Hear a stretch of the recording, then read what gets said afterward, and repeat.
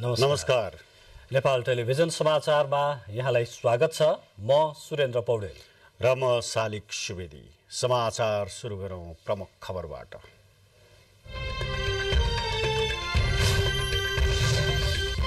शीर्ष नेताहरू चुनावी सभा सम्बोधनका लागि देशव्यापी दौडाहामा एकै दिन विभिन्न जिल्लाका चुनावी सभालाई सम्बोधन। उम्मेद्वारहरू घर दैलो कार्यक्रममै व्यस्त। आगामी निर्वाचनको गतिविधि देशैभर तीव्र बन्दै उम्मेद्वारहरू मतदाताको घर दैलोमा। सडक लगायतका भौतिक पूर्वाधार र स्वास्थ्य सुविधा वृद्धि गर्ने कुरा मतदाताको मुख्य माग। विकट पहाडी जिल्लाका मतदान केन्द्रहरूमा कर्मचारी खटाउन सुरु। निर्वाचनको व्यवस्थापन, सुरक्षा र अनुगमनका समन्वयका लागि संयुक्त निर्वाचन सञ्चालन केन्द्र सञ्चालनमा। राष्ट्रपति विद्यादेवी भण्डारी आइसल्यान्डको औपचारिक भ्रमणको क्रममा त्यसतर्फ प्रस्थान। महिला राजनीतिज्ञको विश्वव्यापी सञ्जाल कार्यक्रममा सहभागी हुनुहुने। मिलेर जलवायु परिवर्तनको नकारात्मक प्रभावलाई रोक्न राष्ट्रसङ्घका प्रमुख गुटेरेसको आह्वान। कोभिड र युक्रेन रुस युद्धबाट अन्तर्राष्ट्रिय सम्बन्धमा नै दबाव परेको टिप्पणी। र मध्य प्रदेश प्रधानमन्त्रीका राष्ट्रिय एक दिवसीय पुरुष क्रिकेट प्रतियोगिताको सेमिफाइनलमा प्रवेश। बागमतीसँग बराबरी खेल्दा मधेस अन्तिम 4 मा पुग्न सफल।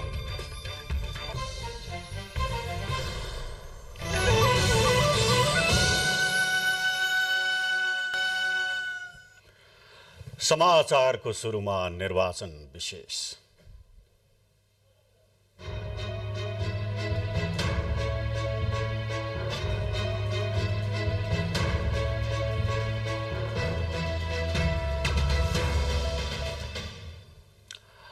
अब 13 दिन मात्र बाँकी छ। निर्वाचनको दिन जति जति नजिकिँदै जाँदैछ त्यति नेताहरू चुनावी सभा सम्बोधन गर्न व्यस्त हुनुहुन्छ। उम्मेद्वारहरू मतदाताको घर दैलो अभियानमा जुटेका छन्। मतदाताहरूलाई निकै कठिन नेताहरूलाई भेट्नको लागि जुन बेला हुन्थ्यो, अहिले उम्मेद्वारहरूलाई मतदाता भेट्न कठिन भइरहेको छ। जसोतसो मतदाता र उम्मेद्वारहरू नेताहरू बीचमा अहिले जोडिने मौका चाहिँ पक्कै मिलेको छ। निर्वाचनको दिन जति नजिकिँदै गर्दा दलका शीर्ष नेताहरू भने चुनावी सभालाई सम्बोधन गर्न व्यस्त बन्नुभएको छ। निर्वाचन आचार संहिता अनुसार बिहीबारदेखि चुनावी सभा सम्मेलन सुरु भएसँगै दलका शीर्ष नेताहरू आफ्नो पार्टीलाई मत माग्न देशव्यापी दौडामा निस्किनु भएको छ। शीर्ष नेताहरूलाई एकै दिन विभिन्न जिल्लाहरूमा पुगी चुनावी प्रचार प्रसार एवं सभा सम्मेलनलाई सम्बोधन गर्दै भ्याइ नभई भएको छ। यसैबीच प्रधानमन्त्री एवं नेपाली कांग्रेसका सभापति शेरबहादुर देउवा कैलालीमा कार्यकर्ता भेटघाटमा व्यस्त रहनु भएको छ। धनगढी स्थित आफ्नै निवासमा देउवाले अगुवा नेता कार्यकर्तासँग कैलालीको चुनावी अवस्थाका विषयमा जानकारी पनि लिनुभएको छ। उहाँले नेता कार्यकर्तालाई भेटेर निर्वाचनमा सशक्त रूपमा खट्न आग्रह पनि गर्नुभएको छ। चुनावी अभियानकै क्रममा सभापति देउवा अबको 2 दिन सुदूरपश्चिम प्रदेशमा रहनुहुने भएको छ। सभापति देउवाले बुधबार दार्चुला र बैतडीमा हुने गठबन्धनको चुनावी सभालाई सम्बोधन गर्ने कार्यक्रम छ। यस्तै नेकपा एमालेका अध्यक्ष केपी शर्मा ओलीले चुनावी सभा सम्बोधनमै व्यस्त हुनुभएको छ। एमाले अध्यक्ष ओलीले आज कास्की, बागलुङ र स्याङ्जामा आयोजित चुनावी सभालाई सम्बोधन गर्नुभयो। यस्तै माओवादी केन्द्रका अध्यक्ष पुष्पकमल दाहाल प्रचण्ड पनि चुनावी सभामा सम्बोधनका क्रममा हुनुहुन्छ। समाजवादी केन्द्रका अध्यक्ष माधव कुमार नेपाल, मधेस केन्द्रित दलहरू जसपाका अध्यक्ष उपेन्द्र यादव, लोसपाका अध्यक्ष महन्त ठाकुर विभिन्न जिल्लाहरूका चुनावी सभामा व्यस्त हुनुभयो। नेकपा एमालेका अध्यक्ष तथा पूर्व प्रधानमन्त्री केपी शर्मा ओलीले स्थिर सरकारले मात्रै विकास र समृद्धिको कामलाई अघि बढाउन सक्ने बताउनु भएको छ। नेकपा एमाले बागलुङले बुर्तिवाङ बजारमा आयोजना गरेको चुनावी सभालाई सम्बोधन गर्दै अध्यक्ष ओलीले सरकार राष्ट्र निर्माणको सुदृढ शक्ति हुनुपर्नेमा जोड दिनुभयो। अध्यक्ष ओलीले सरकार कमजोर हुँदा राष्ट्र निर्माणका काममा बाधा हुने बताउनुभयो। अध्यक्ष ओलीले आजै पोखरा, स्याङ्जा र रामेछापमा चुनावी सभाहरूलाई सम्बोधन गर्दै आफ्ना पार्टी र आफ्ना दलका उम्मेद्वारहरूका लागि भोट पनि माग्नुभयो। देशलाई कता लाने, देशको भविष्यको फैसला यस निर्वाचनबाट गर्दैछ।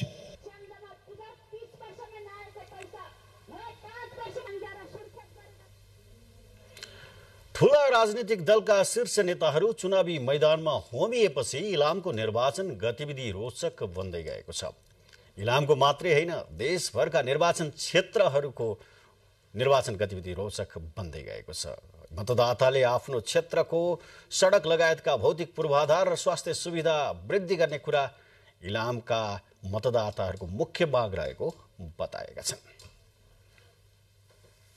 यो इलाम खण्डमा पर्ने मेची राजमार्गको छेउमा राखिएको बोर्ड हो जसले यो सड़कको दुरावस्था प्रष्टसँग बोल्छ। पहिरोले छेदविच्छेद भएर भासिएको सड़क यति जीर्ण भइसकेको छ कि साँघुरो सड़कमा सवारी चलाउन समेत हम्मे पर्छ। इलामका दुवै निर्वाचन क्षेत्र जोड्ने यो राजमार्ग भएर दिनहुँ प्रतिनिधि सभा तथा प्रदेश सभाका उम्मेद्वारहरू हुइकिन्छन्। सड़कको दुरावस्थाप्रति संकेत गर्दै मतदाताहरूले उम्मेद्वारहरूप्रति व्यङ्ग्य पनि गर्छन्। यसले आफ्नो जीवन भोगाईसँग प्रत्यक्ष रूपमा जोडिएको विषयमा जनताको चासो र सरोकार प्रकट गर्दछ। यस्तै सञ्चालन शुरू भएको भनिएको विमानस्थलमा व्यावसायिक उडानले गति लिन सकेन। वर्षामा बन्द भएपछि विमान आउनै छोड्यो। पश्चिमी इलामको राके रवि भेडेटार सड़कको ठेक्का लगाए पनि काम अलपत्र छ। इलामको मेची राजमार्ग जीर्ण हुँदा पनि मर्मतको पहल भएको छैन। नेपालटार मंगलबारे गजुरमुखी सड़क पनि जीर्ण अवस्थामै छ। दरबन्दी अनुसार चिकित्सक नहुँदा इलाम सदरमुकाममा रहेको जिल्ला अस्पताल रिफर सेन्टरको रूपमा परिणत भएको छ। सुन्तला मासिँदैछन्, अदुवा सर्दैछन्, अलैँची हराउँदैछन्। चिया खेतीमा आफ्नै समस्या छ। चुनावी प्रचार प्रसारमा खटिरहँदा इलामेली जनताले उम्मेद्वार समक्ष राख्ने सरोकार पनि यिनै हुन्। यो बाटोले इलामतिर र पाँचता र ताप्लेजुङको भोकमरीको समस्या उठाउला छ। यो बाटो भत्क्यो भने हाम्रै इलामको अब सबै केन्द्र स्तरका नेताहरू हुनुहुन्छ, प्रधानमन्त्री पनि यहीँको हुनुभएको, सभामुख पनि यहीँको हुनुभएको होइन, खोइ केही छैन। अब त्यसो त राष्ट्रिय राजनीतिमा महत्वपूर्ण अर्थ राख्ने जिल्लाको रूपमा लिइने इलामको निर्वाचन प्रतिस्पर्धा पनि रोमाञ्चक देखिएको छ।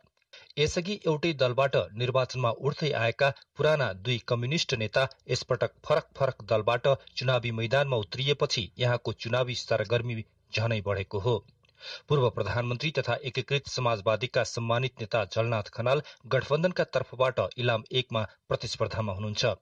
त्यस्तै संविधान सभाका अध्यक्ष तथा एमाले उपाध्यक्ष सुभाष नेमवाङ इलाम 2 बाट उम्मेद्वार हुनुहुन्छ।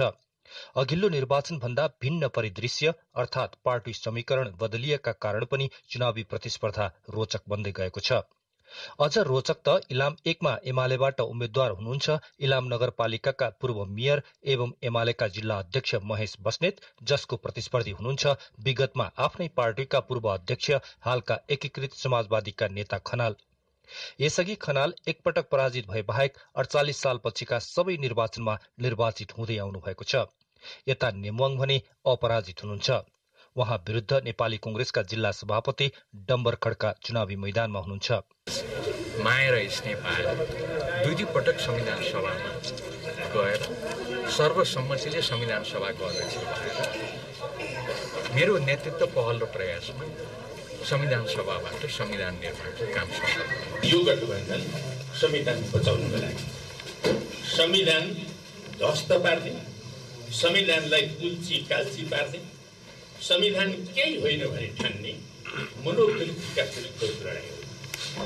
हामी कुनै व्यक्ति विशेष, कुनै गुट विशेषका विरुद्धको होइन। सुन्दर इलाम नगरी हुँदै गर्दाखेरि पनि यो 2 नम्बर क्षेत्र चाहिँ अति चाहिँ विकासबाट पिछडिँदै गएको जस्तो चाहिँ हामीलाई महसुस भएको छ। त्यसकारणले यहाँका विकास निर्माणहरूको निमित्त चाहिँ नि आफूले महत्त्वपूर्ण कार्यहरू गर्नको निमित्त मेरो उम्मेदवारी हो। विगतको विरासत जोगाउने ध्यानमा खनाल र नेमवाङ केन्द्रित भइरहँदा नयाँ ढंगले इलामको राजनीति हाँक्ने अठोटका साथ प्रतिस्पर्धी उम्मेद्वारहरू कस्सिनु भएको छ। राजनीतिक समीकरण बदलिएको छ। यसअघि एउटै दलबाट निर्वाचन लडेका उम्मेद्वारहरू यसपटक फरक दलबाट निर्वाचन प्रतिस्पर्धामा उत्रिएका छन्। यस अर्थमा यसपटकको निर्वाचन परिदृश्य पनि अलि भिन्न खालको देखिएको छ। इलामको चिसिदो मौसमलाई यहाँको चुनावी माहौलले तताउँदै लगेको छ। क्यामेरामा शिव पङ्गेनीका साथ विजय शेखर भट्टराई र निराजन खनाल, नेपाल टेलिभिजन, इलाम। यो थियो इलामबाट हाम्रा सहकर्मी निराजन खनालको रिपोर्ट। हाम्रा साथीहरू देशव्यापी रूपमा अहिले चुनावी अभियानमा लागेका छन्। देशैभरका चुनावी अभियानलाई केन्द्रसँग जोड्ने प्रयासमा छौँ हामी। निर्वाचन हुन 13 दिन मात्रै बाँकी छ। यो निर्वाचनलाई विशेष महत्त्वका साथ हेरिएको छ। विगतको निर्वाचन जस्तो पार्टीहरू आफ्नो वाम शक्तिहरू एकातिर र लोकतान्त्रिक शक्तिहरू एकातिर निर्वाचन लडिरहेका छैनन्। यसपालि गठबन्धन बनेको छ। वाम शक्ति वाम लोकतान्त्रिक गठबन्धन बनेको छ भने नेकपा एमालेसँग राप्रपा नेपाल लगायतका पार्टीहरू जोडिएका छन्। यो गठबन्धन विचित्रको छ। यो गठबन्धन वास्तवमा भन्ने हो भने विभिन्न कोणबाट दृष्टिकोणबाट फरक फरक विश्लेषण गर्ने किसिमको छ। फेरि पनि चुनावी अभियानमा गठबन्धनको मजबुत एकतालाई कायम राख्न दलका नेताहरू एकै ठाउँमा उभिएका छन्, गठबन्धनका शीर्ष नेताहरू। हामी देशव्यापी चुनावी अभियानको क्रममा छौँ। यसै क्रममा हामीले आजको बुलेटिन लगातार अबका बुलेटिनहरूलाई प्रदेश 1 देखि 7 वटै प्रदेशसँग जोड्ने प्रयासमा छौँ। यति बेला हाम्रा सहकर्मीहरू प्रदेश 1 बाट मोरङबाट मोहन मानन्दर, मध्य प्रदेशको पर्सा जिल्लाबाट विजय महतो र 5 नम्बर प्रदेश जो चाहिँ लुम्बिनी प्रदेश हो, लुम्बिनी प्रदेशबाट हाम्रा सहकर्मी गोविन्द धिताल सीधा सम्पर्कमा हुनुहुन्छ। हामी उहाँहरूसँग कुरा गर्छौँ। पहिला सुरुमा गरौँ मोहनजी, प्रदेश नम्बर 1 बाट। मोहनजी, त्यहाँ नेपाली राजनीतिको एउटा उद्गम स्थल, नेपाली लोकतान्त्रिक आन्दोलनको उद्गम स्थल, जहाँ बीपी कोइराला, गिरिजाप्रसाद कोइराला, सुशील कोइराला र अहिले नेपाली काङ्ग्रेसका पार्टी सभापतिका उम्मेदवार जो पराजित पनि हुनुहुन्छ शेखर कोइराला उम्मेदवार बनेको ठाउँ, त्यहाँ नेकपा एमालेका लालबाबु पण्डित जस्ता चाहिँ एउटा होनहार नेता भएको ठाउँ, विजय गच्छदार कुनै बेला चुनाव लडेको ठाउँ, अहिले सुजाता कोइराला चुनाव लडिरहनु भएको छ। यस्तो ठाउँमा चुनावी अभियान र समग्र मधेस 1 नम्बर प्रदेशको चुनावी तयारी, चुनावी प्रचार प्रसार अभियान, आचार संहिताको विषय कस्तो रहेको छ? सालिकजी, म आज मोरङको 1 नम्बर, 3 नम्बर र 4 नम्बर 4वटा क्षेत्रहरू चाहिँ घुम्दाखेरिको स्थिति म भन्न चाहन्छु। अहिले जुन किसिमबाट निर्वाचनको माहौल, योभन्दा अघिल्लो स्थानीय निर्वाचनमा र त्यस अघिका निर्वाचनहरूमा जुन किसिमको माहौल देखियो, प्रचार प्रसार हुन्थ्यो, झन्डाहरू टाङ्गिएका हुन्थे, तोरणहरू लगाइएका हुन्थे, त्यस्तो देखिएन। त्यसले गर्दाखेरि धेरै जसो ठाउँमा चाहिँ निर्वाचनै आएको छैन कि देखिन्थ्यो। र घरदैलो कार्यक्रमहरू नेताहरूले चाहिँ धेरै जसो घरदैलो कार्यक्रम लाग्नु भएको छ। यसले गर्दाखेरि एउटा चुनावी माहौल आइसकेको छ र यो चुनावी माहौल अझै अब केही दिनपछि अझै तातिनेछ र यो अहिले प्रचार प्रसारमा र अघि तपाईँले भने जस्तै आचार संहिताको कुरा, यो जुन मोरङमा अहिले आचार संहिता कडाइका साथ पाल्ला भएको जस्तो देखिन्छ।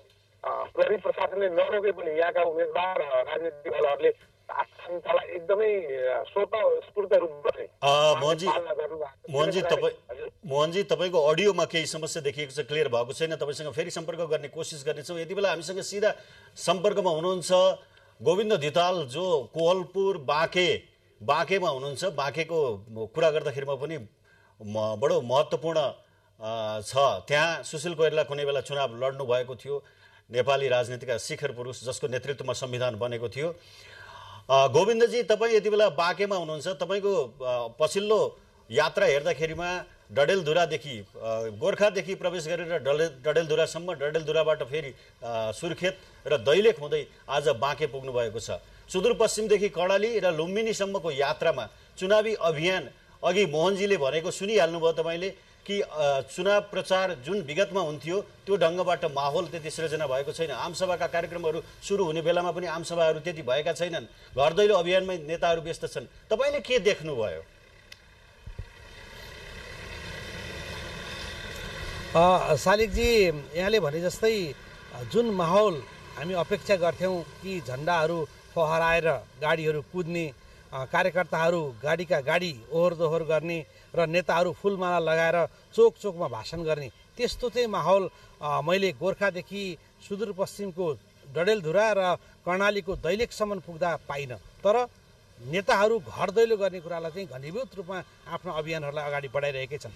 चाहे त्यो विकट सुदूरको गाउँ होस्, अर्थात् कर्णालीको दैलेख लगायतका थुप्रै जिल्लाहरू हुन्, त्यहाँ उम्मेदवारहरू अहिले सामाजिक रूपमा अर्थात् सार्वजनिक रूपमा भेला भएका छैनन्।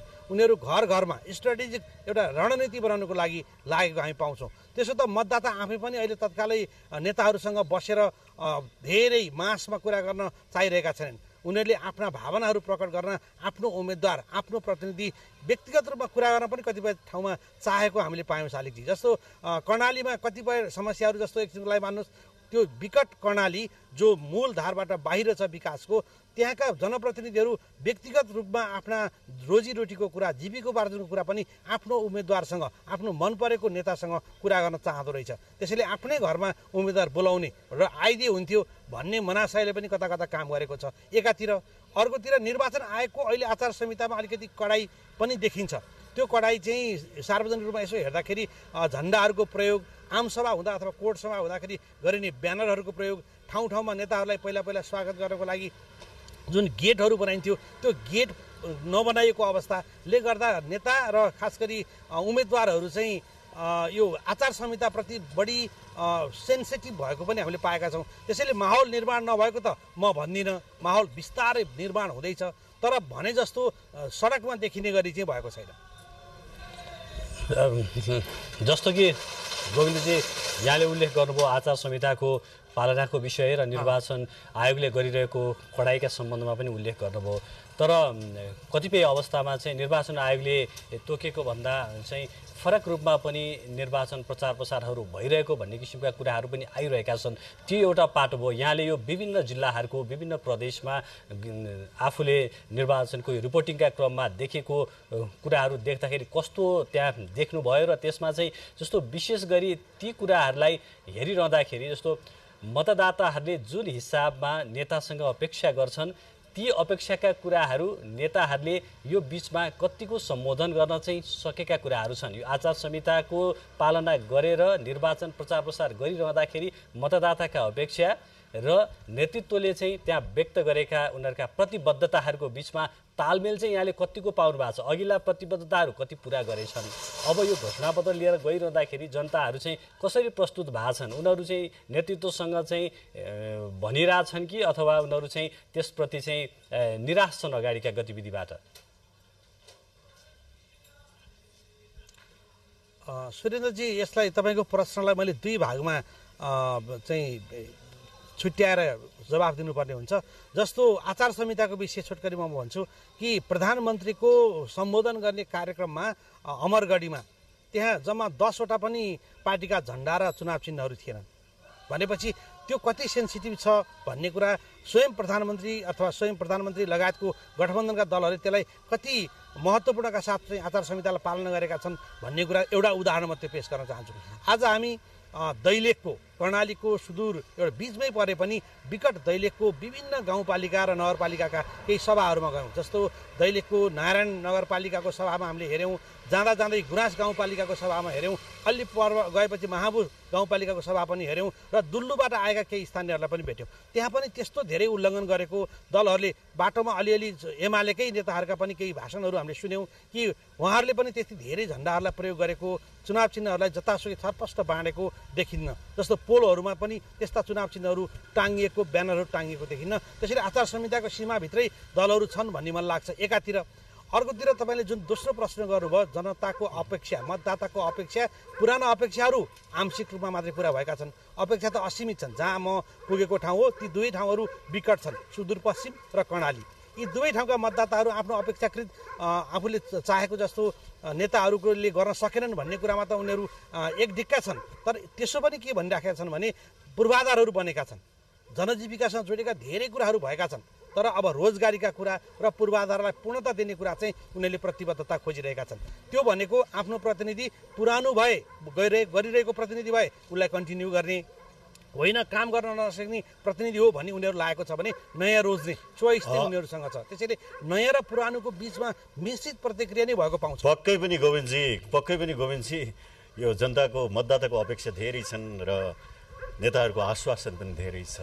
यो चाहिँ विगतदेखि वर्तमानसम्म चलिआएको कुराहरू त मतदाताको अपेक्षा पुरा गर्न कठिन पनि छ। अब हामी सिधै पर्सातर्फ जान्छौँ। विजय महतो जहाँ हामीसँग सिधा सम्पर्कमा हुनुहुन्छ। विजय महतो जो अहिले मध्य प्रदेशको प्रतिनिधिको रूपमा हामीले पर्साबाट सिधा कुराकानी गर्दैछौँ। अहिले एउटा कमेन्ट आएको छ, नेताहरू घर दैलो अभियानमा गए पनि, चुनावी सभामा गए पनि, विजयजी तपाईँ भन्नुहोस् कि अहिले नेताहरू, उम्मेदवारहरू आफ्नो प्रतिबद्धता पत्र, घोषणा पत्र, सङ्कल्प पत्र लिएर घर घरमा पुगेका छन् या भोट माग्दै मात्रै हिँडेका छन्? घोषणा पत्र देखाउने कुरा मात्रै भएको छ भन्ने छ। तपाईँको के छ अनुभव छोटकरीमा? शालिगजी, पर्सा जिल्ला प्रदेश आन्दोलनको उद्गम भूमि हो र भनौँ न 2046 सालदेखि 2062 सालमा समेत आन्दोलनको अगुवाई गरेको यो जिल्ला हो। यहाँ अहिले 4वटा निर्वाचन क्षेत्र छ पर्सा जिल्लामा। त्यो हामीलाई छ घोषणापत्र लिएर नेताहरू छन् कि छैनन्? अहिले घर दैलो र भेटघाटमै नेताहरू सीमित रहेको अवस्था छ र म एउटा कुरा क्लियर गरिदिउँ खालि भने जुन दुई दलका बिचमा जुन गठबन्धन भए ती गठबन्धनका उम्मेदवारहरू आफ्नै गठबन्धनका दलका नेताहरूप्रति आशंकित भएको देखिन्छ र पर्सा जिल्लामा यसपालि एउटा नयाँ के देखियो भने स्वतन्त्र उम्मेदवारहरूको सङ्ख्या अत्याधिक रूपमा देखियो। 53% भन्दा बढी स्वतन्त्र उम्मेदवारको उम्मेदवारी दर्ता भएको छ। मुख्यमन्त्री पर्सा जिल्लाको निर्वाचन क्षेत्र नम्बर 1 को खबाट आफै चुनाव लडिराखेको अवस्था छ र उनकै दलबाट 3 जना स्वतन्त्र उम्मेदवार उनकै सिटमा लडिराखेको अवस्था छ। त्यस्तै अब भनौँ न कोही तपाईँको नेपाली काङ्ग्रेस सहितको 5 दलीय गठबन्धनबाट लोसपाका उम्मेदवार हुनुहुन्छ, तर नेपाली काङ्ग्रेसका पूर्व जिल्ला सभापति स्वतन्त्र रूपमा उम्मेदवारी चुनाव लडेपछि यहाँनिर उनी असन्तोष व्यक्त गर्दै हिँड्नु भइराखेको अवस्था छ। एकतर्फ दलका जुन नेता छन् वा उम्मेदवारहरू छन् उहाँहरूले मतदातालाई ठुल्ठुला आसन बाँडे पनि पर्सा जिल्लामा अहिले बुझे। विजयजी त्यो पक्कै पनि छ। अहिले गठबन्धनको विषयमा चाहिँ नि बडो समस्या। एक सेन्टेन्समा मोहनजी तपाईँ भन्नुहोस् कि घोषणापत्र लिएर उम्मेदवारहरू घर घरमा पुगेका छन् कि छैनन्? घोषणापत्र भन्दा पनि स्थानीय मुद्दाहरू चाहिँ अलिकति बढी उठिरहेको छ। जुन यहाँ अहिले मैले देख्दाखेरि चाहिँ स्थानीय मुद्दाहरू बाटोको त्यो नाला बनाइदिने जुन सांसदहरूले चाहिँ गर्नुपर्ने नीति निर्माताहरूको रूपमा चाहिँ उहाँहरूलाई निर्वाचित गरेर पठाउने बेलामा चाहिँ अध्यक्षले गर्ने कुराहरू अनि नागरिकता विधेयकको कुराहरू आइरहेको छ। कतिले नागरिकता पाइन भन्छन् र यो जुन सबैभन्दा बढी चाहिँ नेताहरूप्रति चाहिँ विश्वसनीयता अलिकति घट्दै गएको जस्तो मैले पाएको छु। योभन्दा अघिल्लो निर्वाचनहरूमा जुन प्रतिबद्धता उहाँहरूले गर्नुभएको थियो त्यो पुरा गरेको चाहिँ उहाँहरूको अहिले पनि जाँदाखेरि त्यही प्रश्नहरू चाहिँ उहाँहरूले दोहोऱ्याइराख्नु भएको छ। जो चाहिँ रिपिटेड योभन्दा अघिल्लो सांसद हुनुहुन्थ्यो उहाँहरूसँग चाहिँ त्यो प्रतिबद्धता पत्र पनि यहाँको स्थानीय उहाँहरूले आफ्नो पनि घोषणा जस्तो प्रतिबद्धता पत्र जस्तो पनि निकाल्नु भएको छ यहाँका सांसदका उम्मेदवारहरूले र यो गर्छु भनेर भन्नुभएको। उहाँहरूले पार्टीगत रूपमा जुन गठबन्धनको छ त्यस गठबन्धनको भन्दा पनि पार्टीको पनि लिएर गएको कारणले गर्दाखेरि उहाँहरूले अलिकति ल्याउन त्यो सकिरहेका छैनन्। उनीहरू मैले त कतिसम्म पाएको छु भने त्यही जनताहरू त भोट खसाउन जाने कि नजाने भनेर मैले मेरो अनुमानमा चाहिँ यसपल्ट पहिलेको भन्दा अलिकति भोट केही कम हुन्छ कि जस्तो पनि लागिरहेको छ गोविन्दजी। मोहनजी सहित यहाँहरू तीनैजनालाई धेरै धेरै धन्यवाद।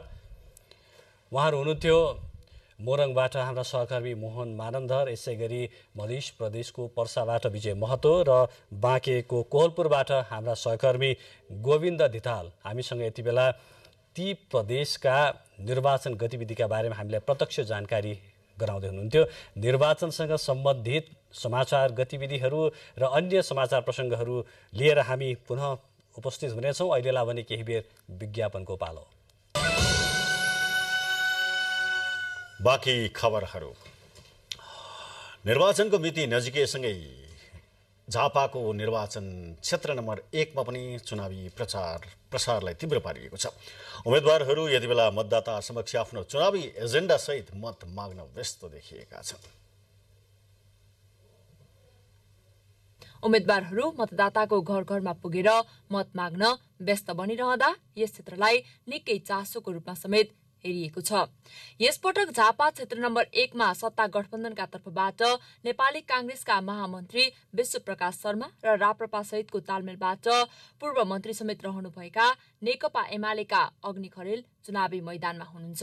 त्यसो त झापा 1 मा अन्य दल र स्वतन्त्र उम्मेद्वारहरू पनि चुनावी मैदानमा छन्। 12 राजनैतिक दलका उम्मेद्वारका साथै 3 जना स्वतन्त्र उम्मेद्वारले आफ्नो चुनावी एजेन्डा पेश गर्दै मत मागिरहेका छन्। 2070 र 2074 मा गरी 2 पटक पराजय बेहोर्नुभएका कांग्रेस महामन्त्री शर्मा यसपटक जित्नै पर्ने रणनीतिमा हुनुहुन्छ भने झापा क्षेत्र नम्बर 2 का स्थायी बासिन्दा खरेल आफूले यसअघि गरेका कामहरू नै आफ्नो जित्ने आधार भएको बताउनुहुन्छ। र स्थानीय रूपमा चाहिँ तपाईको चाहे हात्तीको समस्या होस्, चाहे भूमिहीनको समस्या होस्, चाहे तटबन्धको समस्या होस्, चाहे रिक्सा श्रम गरिरहेका या तपाईँको चिया बगानमा कार्य गरिरहेका नागरिकको समस्या होस्, यी समस्याहरूलाई चाहिँ राष्ट्रिय रूपमा पार्लियामेन्टमा पुर्याइराखेर यसलाई हल गर्नलाई चाहिँ कार्य गर्ने भन्ने मेरो एजेन्डा। स्वास्थ्य चौकीका कुरा, बाटोघाटोका कुरा, पुल पुलेसाका कुरा र खास गरिकन हात्ती आतङ्कको कुरा जो अन्यत्र छैन। यो निर्माण क्षेत्रभरि हात्ती आतङ्कको प्रभाव छ। यता विभिन्न दल र स्वतन्त्र उम्मेद्वारले पनि आफ्नो चुनावी एजेन्डा सहित घरदैलोमा पुग्नु भएको छ। जनताहरूको अवस्था परिवर्तनको मुद्दाहरूलाई हामीले अगाडि बढाएका छौँ। आफ्ना ठाउँका समस्यालाई समाधान गर्दै समृद्ध झापा बनाउनेलाई आफ्नो मत दिने स्थानीयको भनाइ छ। जति उहाँको एरिया पर्छ, क्षेत्रको, प्रदेशको जेको त्यो एरियामा उहाँले विकास गर्नुपर्छ। हामी गरिब दुखी या जसुकै अवस्था जसुकैलाई पनि सपोर्ट गर्न सक्ने खालको नेता आउनुपर्छ हाम्रो देशमा। राम्रो विकास गर्ने, शिक्षामा राम्रो पहुँच पुर्याउने राम्रो उम्मेदवार चाहिएको छ। यति बेला उम्मेदवारहरू घरदैलोमा व्यस्त रहनु भएको छ। चुनावी अभियानलाई यति बेला तीव्र पारिएको छ। यद्यपि पनि कसले बाजी मार्ने हो भनेर हेर्नका लागि मङ्सिर 4 को निर्वाचनको मत परिणामले देखाउने नै छ। क्यामेरामा भीम चौधरीका साथ भूमिका पाखरिन, झापा। प्रसङ्ग प्रदेश नम्बर 1 को चुनावी सरगर्मीकै छ। सुनसरीको निर्वाचन क्षेत्रमा यति बेला नेताहरू चुनावी प्रचार प्रसारमा लाग्नु भएको छ र त्यहाँ पनि विभिन्न राजनैतिक दलका शीर्ष नेताहरू चुनावी गतिविधिमा संलग्न हुनुभएको छ। कस्तो छ त सुनसरीको क्षेत्र नम्बर 1 मा निर्वाचन गतिविधि, हेरौँ यो रिपोर्ट। प्रदेश नम्बर 1 अन्तर्गत 4 वटा निर्वाचन क्षेत्र भएको सुनसरीमा पनि चुनावी प्रतिस्पर्धा निकै रोचक बन्दै गएको छ। लाहुरेहरूको सहर समेत भनेर चिनिने धरान सहित सुनसरीको निर्वाचन क्षेत्र नम्बर 1 मा देखिएको चुनावी प्रतिस्पर्धा अहिले नै अनुमान गर्न कठिन छ। खास गरी नेकपा एमाले गठबन्धनमा जसपाका वरिष्ठ नेता अशोक कुमार राईलाई साझा उम्मेद्वार बनाएपछि चुनावी रौनकता थपिएको हो। त्यसो त नेपाली कांग्रेस सहित सत्ता गठबन्धनबाट माओवादी केन्द्रका मुक्सामहाङ मिन्याङ्बोलाई उम्मेद्वार बनाउँदा धरानका पूर्व मेयर मनोज मिन्याङ्बोले स्वतन्त्र उम्मेद्वारी दिनुभएको छ। मुख्य रूपमा यी 3 उम्मेद्वार बीच नै चुनावी प्रतिस्पर्धा हुने मतदाताको बुझाइ छ। यो क्षेत्रको खानेपानी समस्यालाई दीर्घकालीन ढङ्गले समाधान गर्ने एजेन्डालाई मुख्य एजेन्डा बनाएको छु। त्यसको साथसाथै यो क्षेत्रलाई एउटा स्वास्थ्यको हब बनाउने, त्यसको निम्ति बिपी स्वास्थ्य विज्ञान प्रतिष्ठानलाई सुधार गर्ने र यहाँका जनताले सहज ढङ्गले स्वास्थ्य सेवा दिने, वर्षैभरि प्रयोग गर्न सक्ने, निरापद, निर्बाध, निष्कण्टक रूपमा प्रयोग गर्न सक्ने गरी चाहिँ नि सडक सञ्जालहरूको चाहिँ नि स्तरोन्नति गर्नु जरुरी छ। 1 नम्बर क्षेत्रको आर्थिक विकासलाई नै र एउटा समाजको विकासलाई नै महत्त्वपूर्ण टेवा पुग्छ भन्ने कुरा हो। सुनसरी क्षेत्र नम्बर 1 मा मूलतः खानेपानी समस्या समाधान, सडक स्तरोन्नति, बिजुलीको सुविधा, सुकुम्बासी समस्या समाधान लगायतका प्रमुख एजेन्डा मतदाताको छ। जितेर आइसकेपछि यो ठाउँमा उहाँहरूले बोलेको कुराहरू पुर्याइदियोस्। आफूलाई त उयो पानी ल्याइदिउन् हैन, हामीलाई सबभन्दा ठुलो कुरो पानीको दुःख हुन्छ। पहिला जस्तो गफेमा नटार्ने खालको अब यहाँको समस्याहरू त सबैले देखिरहेको छ। मेन समस्या हाम्रो बाटो छ। सुनसरीको क्षेत्र नम्बर 1 मा 1,41,878 जना मतदाता रहेका छन्। मतदाताको मत आफ्नो पक्षमा पार्दै बाजी कसले मार्ला, त्यो भने मङ्सिर 4 गते हुने निर्वाचनको मत परिणामले नै टुङ्गो लगाउनेछ। क्यामेरामा लासेवा सुब्बाको साथमा प्रमिला राई, धरान, सुनसरी। समाचारहरूको क्रम निरन्तर छन्। अहिलेलाई फेरि केही बेर विज्ञापन।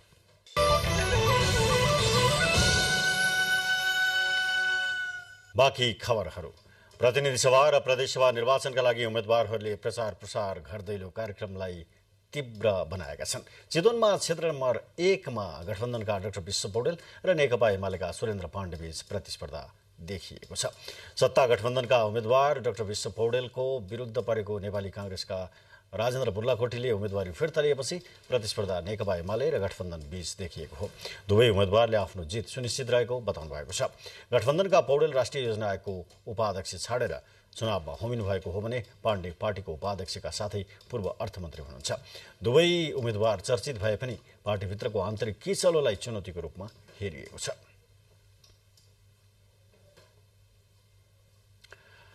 काठमाडौँ निर्वाचन क्षेत्र नम्बर 5 मा लोकतान्त्रिक वाम गठबन्धन र नेकपा एमाले बीच चुनावी प्रतिस्पर्धा हुने भएको छ। दुवैतर्फका उम्मेद्वारहरू आफ्नो प्रतिबद्धतासहित मतदाता समक्ष पुगिरहेका छन्। यसैबीचमा मतदाता समक्ष आफ्नो प्रतिबद्धता व्यक्त गर्नुहुँदै नेपाली कांग्रेसका प्रतिनिधि सभा उम्मेद्वार प्रदीप पौडेलले मतदान गर्नु भनेको कसैलाई खाली कागजमा दस्तखत गरेर दिएको बराबर भएकाले विश्वासयोग्य उम्मेद्वारलाई आफ्नो मत दिन आग्रह गर्नुभएको छ। उहाँले अहिले देखिएको यावत विकृति अन्त्य गर्न युवा पुस्ताबाट आफ्नो उम्मेदवारी परेको स्पष्ट पार्नुभयो। भ्रष्टाचार अन्त्य गरेर सुशासन कायम गर्ने भनेर भनेका छौँ। भ्रष्टाचार अन्त्य नभएसम्म सुशासन कायम हुन सक्दैन। सुशासन कायम नभएसम्म नागरिकले राज्यबाट पाउने सुविधा प्राप्त गर्न सक्दैन। काठमाडौँ क्षेत्र नम्बर 5 मा लोकतान्त्रिक वाम गठबन्धनका साझा उम्मेद्वारका रूपमा प्रतिनिधि सभाको प्रत्यक्षतर्फ पौडेलको उम्मेदवारी परेको छ भने नेकपा एमालेको तर्फबाट ईश्वर पोखरेलको उम्मेदवारी परेको छ। आजै मतदातालाई भेट्दै एमालेका वरिष्ठ उपाध्यक्ष पोखरेलले आफूले विगतमा गरेको कामको समीक्षा गरी मतदान गर्न आग्रह गर्नुभएको थियो। काठमाडौँ 5 मा गठबन्धनबाट प्रदेशसभा सदस्यतर्फ प्रदेशसभा कमा भैरव सापकोटा हुनुहुन्छ भने प्रदेशसभा खमा श्यामबहादुर खड्का चुनावी मैदानमा हुनुहुन्छ भने एमालेका नारायण बहादुर सिलवाल र दीपक निरोलाले उम्मेदवारी दिनुभएको छ। प्रमुख निर्वाचन आयुक्त दिनेश कुमार थपलियाले निर्वाचनको स्वच्छतालाई दुष्प्रचार गर्ने कुचेष्टा नगर्न आग्रह गर्नुभएको छ। कलाकारहरूसँग आयोगले गरेको अन्तर्क्रियात्मक कार्यक्रमलाई सम्बोधन गर्नुहुँदै प्रमुख आयुक्त थपलियाले no not again, no never again जस्ता शब्दहरू भन्नलाई आयोगले नरोकेको उल्लेख गर्नुहुँदै ती कुराहरू भनिरहँदा सभ्य भाषाको प्रयोग गर्न सचेत गराउनुभयो। कलाकारहरूप्रति सर्वसाधारणको पनि विशेष लगाव हुने उल्लेख गर्दै उहाँले आफ्ना सामाजिक सञ्जाल तथा विभिन्न माध्यमहरूबाट निर्वाचनको प्रचार प्रसारमा आयोग तथा राष्ट्रलाई सहयोग गरिदिन कलाकारहरूसँग अनुरोध गर्नुभयो। नो नट अगेन भन्न पाउनुहुन्छ, यहाँहरूले नो नेभर अगेन पनि भन्न पाउनुहुन्छ। यो मैले पटक पटक सुनाएको छु। यहाँहरूले इलेक्ट अगेन भन्न पनि पाउनुहुन्छ, इलेक्ट अगेन एन्ड अगेन भन्न पनि पाउनुहुन्छ। तर सभ्य भाषामा भनिदिनुपर्छ, मित्रवत भाषामा भनिदिनुपर्छ, समाजले बचाउने भाषामा भनिदिनुपर्छ। सामाजिक सञ्जाल भनेर असामाजिक किसिमका कुनै पनि कुराहरू यहाँ राखिदिन हुँदैन भन्न भनेको हो। अन्तर्क्रियामा कलाकारहरूले मतदाता शिक्षा प्रभावकारी बनाउनु पर्नेमा जोड दिएका थिए।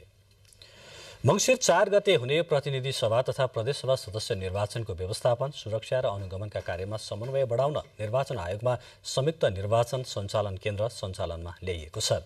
आयोगले निर्वाचन स्वच्छ, स्वतन्त्र, निष्पक्ष र भयरहित वातावरणमा सम्पन्न गराउन सहयोग पुर्याउन केन्द्र सञ्चालनमा ल्याएको जनाएको छ। केन्द्रको उद्घाटन गर्नुहुँदै प्रमुख निर्वाचन आयुक्त दिनेश कुमार थपलियाले केन्द्रको क्रियाशीलताले स्वच्छ, स्वतन्त्र र निष्पक्ष ढङ्गले निर्वाचन सम्पन्न हुने विश्वास व्यक्त गर्नुभयो। आयोगले आजदेखि नै विकट पहाडी जिल्लाका मतदान केन्द्रहरूमा कर्मचारी खटाउन सुरु गरेको जानकारी दिनुहुँदै प्रमुख आयुक्त थपलियाले केन्द्रले उनीहरूसँगको समन्वयमा काम गर्ने बताउनुभयो।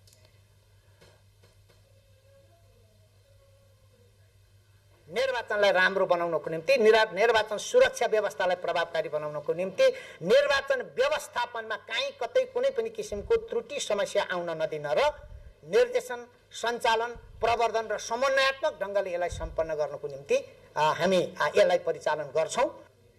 नवस्थापित केन्द्रले मतदान स्थलसम्म सिधै र नियमित सम्पर्क राख्नुपर्ने, खटिएका कर्मचारी सम्बन्धित स्थलमा पुगे नपुगेको जानकारी लिने बताइएको छ। मङ्सिर 4 गते हुने प्रतिनिधि सभा र प्रदेशसभा सदस्य निर्वाचनका लागि प्रत्यक्षतर्फको मतपत्र जिल्ला पुग्ने क्रम सुरु भएसँगै जिल्ला निर्वाचन कार्यालयहरूले निर्वाचन व्यवस्थापनको कामलाई तीव्रता दिएका छन्। निर्वाचन आयोगले अधिकांश जिल्लामा मतपत्र लगायतका मतदान सामग्रीहरू पठाइसकेको जनाएको छ। समानुपातिक तर्फको मतपत्र सबै जिल्लामा पुगिसकेको छ। प्रत्यक्षतर्फको मतपत्र पनि अधिकांश जिल्लाहरूमा पुर्याइसकिएको आयोगले जनाएको छ। जिल्लामा निर्वाचन सामग्री पुगेसँगै निर्वाचन अधिकृत, मुख्य निर्वाचन अधिकृतको कार्यालयहरूले निर्वाचन क्षेत्रहरूमा मतदान सामग्री व्यवस्थापन र मतदान स्थलमा खटिने जनशक्ति व्यवस्थापनमा जुटेका छन्। मतदान स्थलमा खटिने मतदान अधिकृतहरूको चयन र तालिम, प्रशिक्षण लगायतका कामहरू भइरहेका छन्।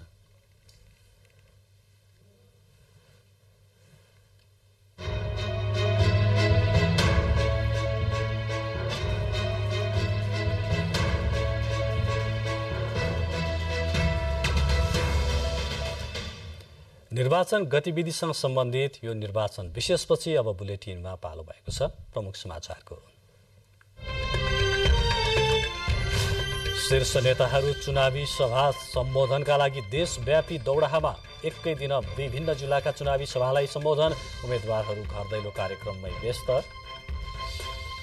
आगामी निर्वाचनको गतिविधि देशैभर तीव्र बन्दै उम्मेदवारहरू मतदाताको घर दैलोमा। सडक लगायतका भौतिक पूर्वाधार र स्वास्थ्य सुविधा वृद्धि गर्ने कुरा मतदाताको मुख्य माग। विकट पहाडी जिल्लाका मतदान केन्द्रहरूमा कर्मचारी खटाउन सुरु। निर्वाचनको व्यवस्थापन, सुरक्षा र अनुगमनका समन्वयका लागि संयुक्त निर्वाचन सञ्चालन केन्द्र सञ्चालनमा। राष्ट्रपति विद्यादेवी भण्डारी आइसल्यान्डको औपचारिक भ्रमणका क्रममा त्यसतर्फ प्रस्थान। महिला राजनीतिज्ञको विश्वव्यापी सञ्जाल कार्यक्रममा सहभागी हुनुहुने। मिलेर जलवायु परिवर्तनको नकारात्मक प्रभावलाई रोक्न राष्ट्रसङ्घका प्रमुख गुटेरेसको आह्वान। कोभिड र युक्रेन रुस युद्धबाट अन्तर्राष्ट्रिय सम्बन्धमा नै दबाव परेको टिप्पणी। र मध्य प्रदेश प्रधानमन्त्री कप राष्ट्रिय एक दिवस पुरुष क्रिकेट प्रतियोगिताको सेमिफाइनलमा प्रवेश। बागमतीसँग बराबरी खेल्दा मधेस अन्तिम 4मा पुग्न सफल। राष्ट्रपति विद्यादेवी भण्डारी जनगणतन्त्र आइसल्यान्डको औपचारिक भ्रमणको क्रममा आज त्यसतर्फ प्रस्थान गर्नुभएको छ। प्रस्थानका क्रममा त्रिभुवन अन्तर्राष्ट्रिय विमानस्थलको अति विशिष्ट कक्षमा उहाँलाई उपराष्ट्रपति नन्दबहादुर पुन, सभामुख अग्निप्रसाद सापकोटा र राष्ट्रिय सभाका अध्यक्ष गणेश प्रसाद तिमिल सिन्हाले विदाई गर्नुभयो। यसअघि उहाँलाई सेनाको एक टुकडीले सम्मान कारत अर्पण गरेको थियो। महिला राजनीतिज्ञको विश्वव्यापी सञ्जाल वुमन पोलिटिकल लिडर्स WPL कार्यक्रममा सहभागी हुन उहाँ कार्तिक 21 देखि 26 गतेसम्म आइसल्यान्डको भ्रमण गर्न लाग्नुभएको परराष्ट्र मन्त्रालयले जनाएको छ। राष्ट्रपति भण्डारी 18 सदस्यीय नेपाली प्रतिनिधि मण्डलको नेतृत्व गर्दै आइसल्यान्ड भ्रमणमा जानुभएको हो। राष्ट्रपतिको भ्रमणका क्रममा केही औपचारिक कार्यक्रम समेत आयोजना हुने परराष्ट्र मन्त्रालय जनाएको छ। भोलि कार्तिक 22 गते चन्द्र ग्रहण लाग्ने भएको छ। नेपाल पञ्चाङ्ग निर्णायक समितिका अनुसार भोलि 5:11 पूर्ण रूपमा चन्द्र ग्रहण देख्न सकिनेछ। बेलुकी 6:34 पछि भने ग्रहण सकिन्छ। 1 घण्टा 23 मिनट नेपालबाट ग्रहण देखिनेछ। बेलुकी 5:27 भने ग्रहणको उन्मिलन हुने समितिले जनाएको छ। अब ग्रहण चाहिँ अब यो उन्मिलन सुरु हुन्छ भनेको उग्लिन लाग्छ, बिम्बलाई छोड्दै छोड्दै जान थाल्छ र जम्मा नेपालको आकाशबाट 1 घण्टा 23 मिनट हामी देख्छौँ र यो रातिको 6:34 को समयमा चाहिँ यो ग्रहण मोक्ष हुन्छ र चन्द्रोदयदेखि मोक्षको सम्मको अवस्थालाई हेर्दा हाम्रो आकाशबाट 1 घण्टा 23 मिनट देख्छौँ, जसमध्येमा 17-18 मिनट चाहिँ पुरा ढाकिएको देख्छौँ र बाँकी चाहिँ खण्डग्रासको रूपमा हामी देख्छौँ। भोलि चन्द्रग्रहण। पाल्पाको सत्यवती मन्दिरमा चिच्याएर वर माग्ने प्रचलन लोकप्रिय हुँदै गएको छ। सत्यवती बजैले कानले नसुन्ने भएका कारण चिच्याएर वर माग्ने चलन बसेको स्थानीय जानकारहरूले बताएका छन्।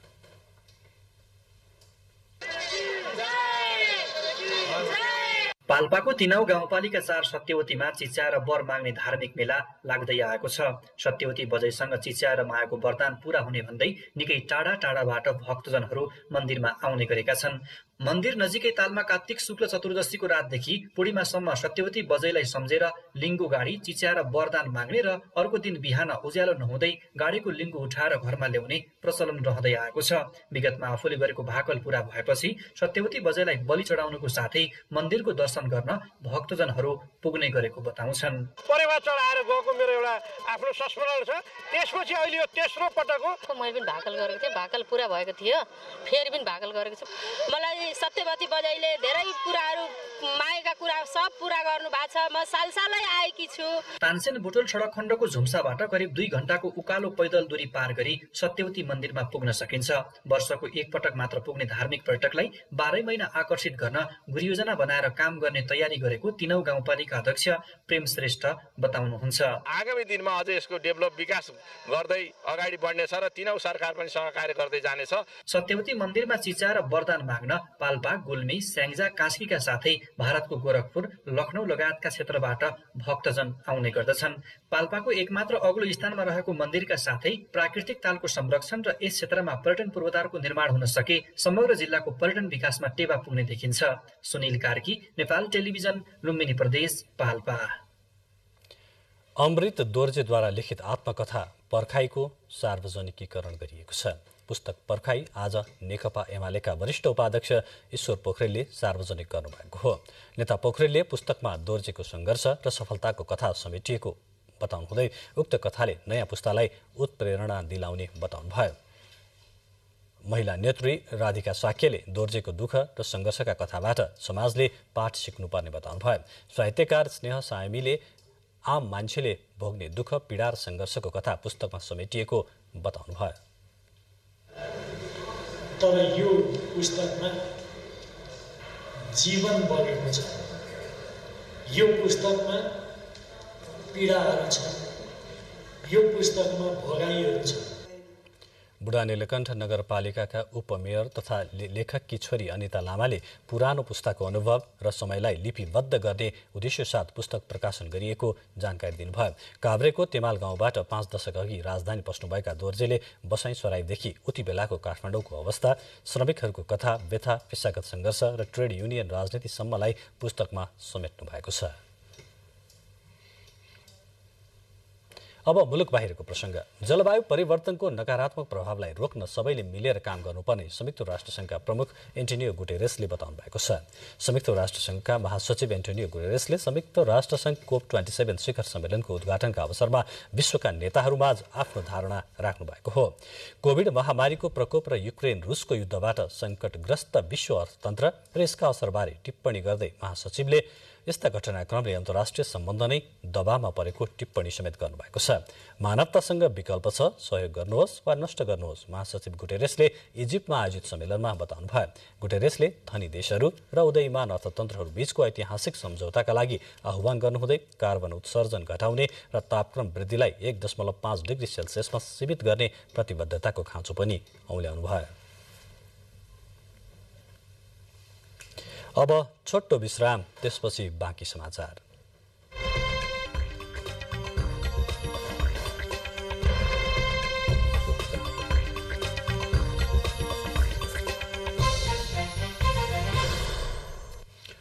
नेपाल सरकार र एसियाली विकास बैंक बीच नेपालको पहाडी क्षेत्रमा ओखर र फलफूल प्रजाति खेतीका लागि वित्तीय लगानी गर्ने सम्बन्धमा सहमति भएको छ। अर्थ मन्त्रालयमा आज आयोजित कार्यक्रममा अर्थ सचिव कृष्णहरि पुष्कर र नेपालका लागि एसियाली विकास बैंकका देशीय निर्देशक अर्नोल्ड काउकी बीच त्यस सम्बन्धी सम्झौतामा हस्ताक्षर भएको हो। सम्झौता अनुसार बैंकले साधारण पुँजी संशोधनबाट करिब 7 अर्ब 80 करोड रुपियाँ सहुलियत ऋण र एसियाली कोषबाट करिब 1 अर्ब 30 करोड रुपियाँ अनुदान बेहोर्नेछ। परियोजनाका लागि बैंकले विश्वव्यापी कृषि तथा खाद्य सुरक्षा कार्यक्रमबाट 1 अर्ब 17 करोड रुपियाँ खर्च र नेपाल सरकारले करिब 1 अर्ब 88 करोड लगानी गर्नेछ। उक्त परियोजनाबाट प्रदेश नम्बर 1 बागमती, गण्डकी, कर्णाली र सुदूरपश्चिम प्रदेशका करिब 30,000 घर परिवार लाभान्वित हुनेछन्। सम्झौता अनुसार जलवायु सहन सक्ने ओखर र फलफूल प्रजातिका बोट बिरुवा 10,000 हेक्टरमा लगाइनेछ।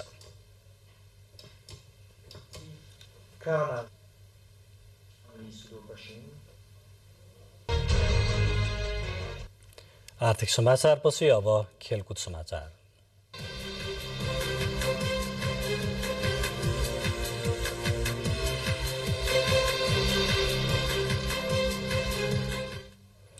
मध्य प्रदेश काठमाडौँमा जारी प्रधानमन्त्री कप राष्ट्रिय 1 दिवसीय पुरुष क्रिकेट प्रतियोगिताको सेमिफाइनल चरणमा प्रवेश गरेको छ। कीर्तिपुर स्थित त्रिवी क्रिकेट मैदानमा मध्य प्रदेश र बागमती प्रदेश बीचको खेल बराबरीमा टुङ्गिँदा मधेस पहिलो पटक पीएम कपको सेमिफाइनल चरणमा पुगेको हो। मधेसले दिएको 191 रनको लक्ष्य पछ्याएको बागमतीले 49 ओभरमा 2 बलमा अल आउट हुँदै 190 रन जोडेपछि खेल टाई भएको हो। त्यसअघि टस जितेर पहिले ब्याटिङ गरेको मधेसले 46 ओभर 2 बलमा अल आउट हुँदै 190 रन बनाएको थियो। मधेसका लागि रोहन विकले 63 रनको अर्धशतकीय पारी खेले। बराबरीसँगै मधेस र बागमतीले समान 1-1 अङ्क बाँडेका छन्। समूह बी को मधेसले अन्तिम खेलमा भोलि सेमिफाइनल चरणमा पुगिसकेको नेपाल पुलिस क्लबको सामना गर्नेछ। आज नै मूलपानी क्रिकेट मैदानमा भएको अर्को खेलमा कर्णाली प्रदेशलाई 5 विकेटले पराजित गर्दै सुदूरपश्चिम प्रदेशले पहिलो जित दर्ता गर्यो। प्रतियोगितामा यसअघि विभागीय टोलीहरू एपीएफ क्लब र नेपाल पुलिस क्लब सेमिफाइनल चरणमा पुगिसकेका छन्।